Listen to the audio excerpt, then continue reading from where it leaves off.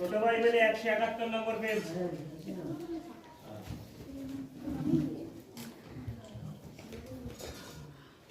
Hallelujah.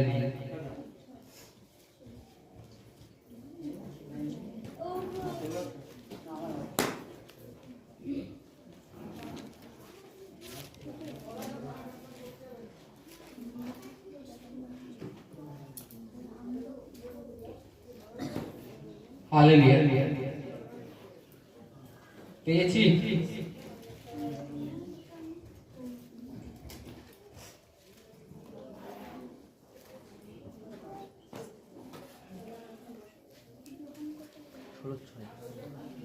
Hallelujah. পেয়েছি কি? Hallelujah. পড়ছি আমি যোহন 16:6 থেকে 7 পদ অবধি। হালেলুয়া।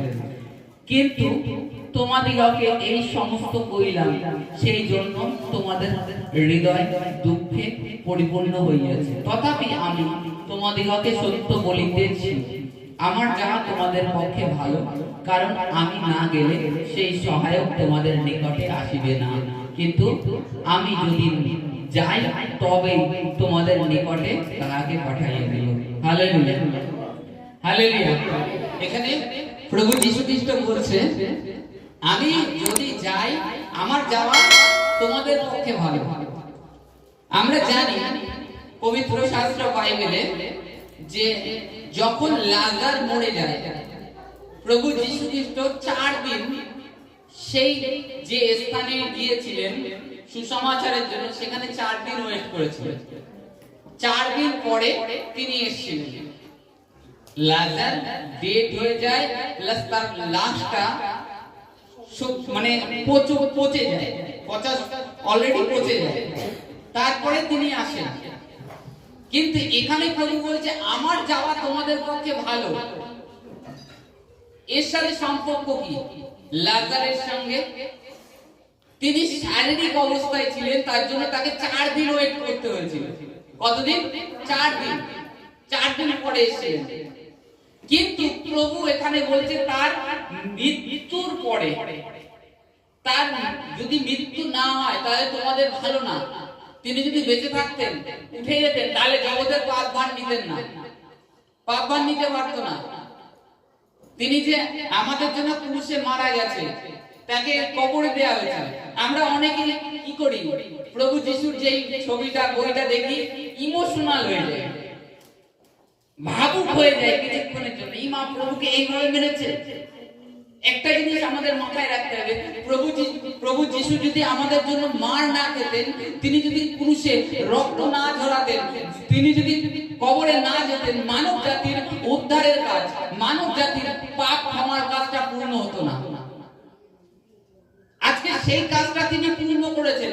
তাই শিষ্যদের কাছে বলছেন, আমার যাওয়া তোমাদের পক্ষে ভালো, আমি না গেলে তোমাদের নিকটে সেই সহায়ক আসবে না। শিষ্যরা প্রশ্ন করেছিল যে প্রভু আপনি কোথায় যাচ্ছেন, কোথায় যাবেন? তখন তিনি বলে, আমি পিতার কাছে যাব, আমি যেখান থেকে এসেছি সেখানে যাব। আমরা যে পৃথিবীতে এসেছি, আমরা জানি কোথা থেকে এসেছি? জানি না, জানি না। এখন জানতে পারি যে আমরা ঈশ্বর থেকে এসেছি, কারণ পবিত্র শাস্ত্র বাইবেল এটাই আমাদেরকে বলে। কিন্তু আমাদের তার ঈশ্বর সম্বন্ধে, আমরা যে ঈশ্বরের নিকট থেকে বেরিয়ে এসেছি, তার থেকে এসেছি, তার কোন স্মৃতি কিংবা কোন লেশ বিন্দু আমাদের মনে পড়ে না। কিন্তু প্রভু যীশু খ্রিস্ট তিনি ঈশ্বর ছিলেন, তিনি স্বর্গের থেকে এসেছেন। তিনি জানেন আবার তাকে ক্রুশে মারা হবে, 3 দিন পৃথিবীর মাটির তলে থাকবে, তারপরে তিনি স্বর্গে উঠে যাবে। তিনি জানতেন এভরিথিং। আর তাই তিনি বলছেন, আমার যাওয়া তোমাদের পক্ষে ভালো। প্রভু যীশু খ্রিস্ট, আমি প্রথমে কি বললাম, লাজার যখন মারা যায় 4 দিন পরে আসে। আর আজকে আমরা যখনই প্রভু যিশুকে ডাকি, অন্তঃকরণের সহিত আমাদের হৃদয়কে নম্র করে, আমাদের সমস্ত পাপ ক্ষমার চেয়ে তার কাছে নতজানু হয়ে যখন প্রার্থনা করি, তখনই আমরা পবিত্র আত্মার সাহায্য প্রাপ্ত হই। পবিত্র আত্মা আমাদেরকে গাইডনেস করে। তিনি যদি শারীরিক ভাবে থাকতেন, হয়তো আমার মতে এই 2000 বছরে পুরো পৃথিবীটা হয়তো ঘুরতে পারতেন, তাও হয়তো অল্প সময় দিতে পারতেন। তার প্রত্যেক মানুষের কাছে কি উপস্থিত হতে পারতো? বর্তমান। আর আজকে তিনি পবিত্র আত্মা হয়েছেন বলে প্রত্যেকটা মানুষ, প্রত্যেকটা ব্যক্তির প্রার্থনা তিনি শোনেন আর প্রত্যেককে উত্তর দেন যার যেরকম প্রয়োজনীয়। তাই এখানে বলছে আমার যাওয়া তোমাদের পক্ষে ভালো, তোমরা চিন্তিত হয়েও না, দুঃখ করো না, আমাকে পুলিশে মারা হয়েছে, আমাকে হত করা হয়েছে, তোমরা আনন্দ করো যে মানব জাতি উদ্ধারের কাজ পূর্ণ হয়ে গেছে। আর তোমাদেরকে সেই সহায়ক দিয়ে দিয়েছি, সেই সহায়ক তোমাদেরকে পথদর্শক করবে, সমস্ত কাজে তোমাদেরকে সহায়তা দান করবে। তাই এখানে তিনি বলছেন আমার যাওয়া তোমাদের ভালো, তিনি আমাদেরকে গিয়ে আজকে সেই সহায়ক পবিত্র আত্মা দিয়েছে। আজকে আমরা কোনো কিছু হলে আগে কোনো স্থান পেতাম না বলার, যখন আমরা জগতের মধ্যে ছিলাম তখন আমাদের মধ্যে অন্যরকম জাগতিক ভাব, জাগতিক যে শয়তানি বিচার আমাদের ব্রেনে কাজ করতো, এই সুইসাইড করব, আর্থিক সমস্যায় পড়েছে সুইসাইড করব, পারিবারিক অশান্তি হয়েছে সুইসাইড করব, এই হচ্ছে, এটা হচ্ছে যে আগের আমাদের মানসিক জাগতিক ভাবনা ছিল। কিন্তু এখন আমাদের কিছু হলে বলার স্থান আছে, সুখ দুঃখ শোনার আমাদের পিতা আছে, তিনি শোনেন, সেই স্থানটা আমরা পেয়েছি, সেই আশ্রয় স্থলটা পেয়েছি, কারণ তিনি আমাদের মধ্যে রয়েছে, আমাদের ভিতরে সেই পবিত্র আত্মা প্রভু গিয়েছেন আর আমাদের নিকটে তাকে পাঠিয়েছেন। আজকে আমরা যে কেউ প্রভু যিশুকে স্বীকার করি, বাপ্তিজম হই, তখনই পবিত্র আত্মা আমাদের মধ্যে চলে আসেন, প্রভু দিয়ে দেন সেই সহায়ক আত্মা, যেন আমাদেরকে ধীরে ধীরে বৃদ্ধি করেন। একটা বাচ্চাকে তার মা তার বাবা কন্টিনিউ স্কুলে, মনে করুন ছোট থেকে স্কুলে ভর্তি করেছে, কন্টিনিউ তাকে স্কুলে পাঠায়, বাচ্চা ডেইলি স্কুলে যায়, সাদা জামা ড্রেস, এবার তাতে ডেইলি ময়লা লাগিয়ে নিয়ে আসে তো, তা সত্ত্বেও মা বাবা কি করে, সেই তার জামাটা ড্রেসটা কি করে কাচে, ভালো করে কেচে পরের দিনকে আবার স্কুলে পাঠায়, পরের দিনকে আবার কিছুটা কালার লাগিয়ে নিয়ে আসে। এইভাবে ধীরে ধীরে ছেলেও বড় হতে থাকে, ছেলেও ধীরে ধীরে ময়লা লাগিয়ে আনতে থাকে অল্প অল্প করে। এবার যখন সে ধীরে ধীরে বড় হয়, তার বুদ্ধি আসে, তখন তার ব্রেনটে কাজ করে, না আমার এই সাদা জামা ময়লা লাগালে হবে না, মা বকবে, পরিষ্কার রাখতে হবে।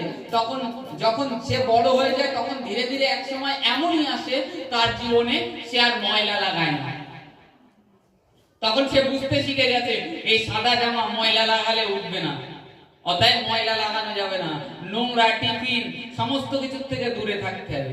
তদ্রূপ আমাদেরকে পবিত্র আত্মা আমাদের জীবনে কাজ হচ্ছে এটাই। পবিত্র আত্মা, আমরা যখন পাপে থাকি, জগতের মন্দতার মধ্যে ছিলাম, তার থেকে পবিত্র আত্মা আমাদেরকে তুলে নিয়ে এসেছেন, নিয়ে এসে ধীরে ধীরে ধীরে ধীরে ধৌত করেন।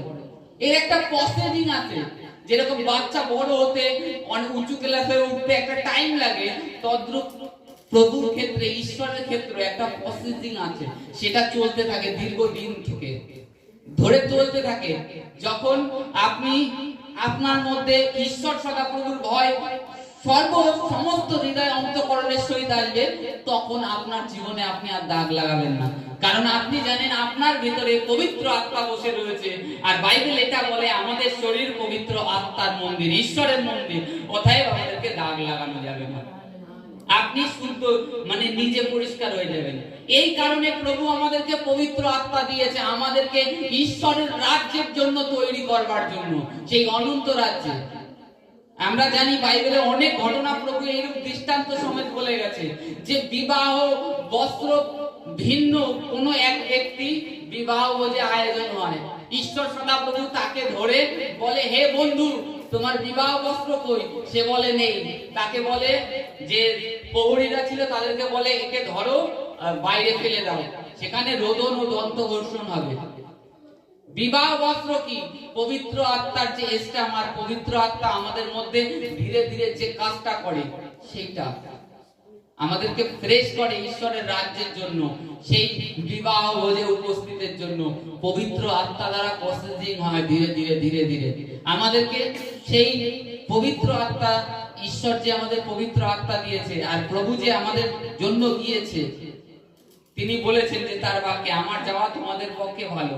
কারণ আমি না গেলে সেই সহায়ক আসবে না, আর সেই সহায়ক না আসলে তোমরা কেউ তৈরি হতে পারবে না, আর স্বর্গ রাজ্যেও পৌঁছাতে পারবে না। তিনি গিয়েছেন, সহায়ক আত্মা দিয়েছেন, এর জন্য আমাদেরকে ঈশ্বরকে ধন্যবাদ করা উচিত যে ঈশ্বর তোমার ধন্যবাদ, তুমি আমাকে পবিত্র আত্মা দিয়েছো, আমাকে তোমার রাজ্যের জন্য মনোনীত করেছো, তোমার জীবন পুস্তকে আমার নাম লিখিত আছে, এর থেকে আর কি চাই? আজকে আমরা পৃথিবীতে অনেক মিলিয়ন মিলিয়ন লোক দেখছি, সবাই কি ঈশ্বরের রাজ্যে যাবে? না, এক মুঠো মাত্র লোক যাবে, তাদের মধ্যে আপনাদের নাম লেখা রয়েছে, আমার নাম লেখা রয়েছে। তাহলে এতে ঈশ্বর সদাপ্রভুকে আমি ধন্যবাদ দেবো না, কে ধন্যবাদ দেবে? তারা জানে না তাদের মৃত্যুর পরে কি হবে। তারা কেউ বলে জন্ম, আমাকে আবার জন্ম হতে হবে, আবার কেউ বলে আমাকে 33 কোটি বার জন্ম হতে হবে, কি হয়ে জন্মগ্রহণ জানে না। আবার কেউ বলে জন্ম নেই, আর আমরা বলি মানব জন্ম একবার। আমরা এই পৃথিবীতে রেস্ট নিতে এসেছি, বাইবেল এটাই বলছে যে শুদ্ধ হবে, পবিত্র হবে, প্রভুকে গ্রহণ করবে, সে অনন্ত জীবনে চলে যাবে, আর সেখানে মৃত্যু নেই, দুঃখ নেই, কষ্ট নেই। এই কারণের জন্য পবিত্র আত্মা আমাদেরকে দেওয়া হয়েছে, আমরা যেন তার রাজ্যের জন্য তৈরি হই। Hallelujah, hallelujah. আমরা যেন পবিত্র আত্মা যেভাবে আমাদেরকে তৈরি করতে চান সেইভাবে যেন আমরা তৈরি হই, তাকে সাহায্য করি পবিত্র আত্মাকে।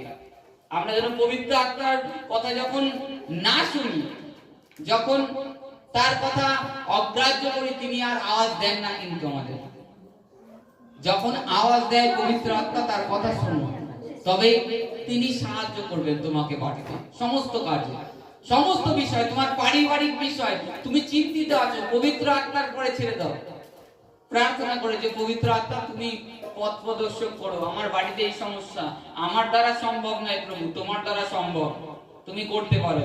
বাইবেলে লেখা আছে তোমার আত্মা দ্বারা সমস্ত কিছু সম্ভব। তারপরে প্রার্থনা করে ছেড়ে দাও, পারিবারিক বিষয়, শারীরিক বিষয় তিনি সামলে নেবেন, কারণ তোমাকে তিনি বেছে নিয়েছেন, তুমি তাকে বেছে নাও না সেই রাজ্যের জন্য, আর তোমাকে কিভাবে রাখবে সে তিনি জানেন। Hallelujah, hallelujah. তবে যেন আমরা পবিত্র আত্মার ইয়েতে অনুপ্রেরিত থাকি। হালেলুয়া।